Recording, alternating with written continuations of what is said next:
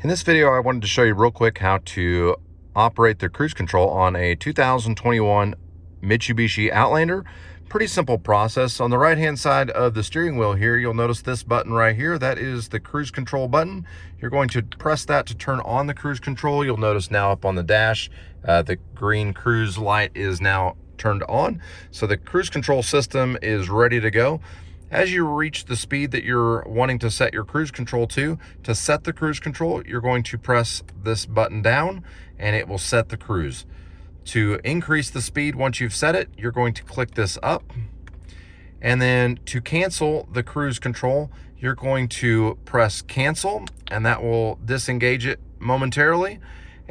Or you can also press on the brake and the brake will disengage the cruise control. Once you're ready to go back up to the speed that you just were, if you click on resume, that sliding it up, it will resume the cruised speed. To turn the whole system completely back off, you're just going to press that button there, and now the complete cruise control system is now back off. If you thought this video was helpful, please give it a like, comment with any comments, and subscribe to help us make more videos just like this. Thanks for watching.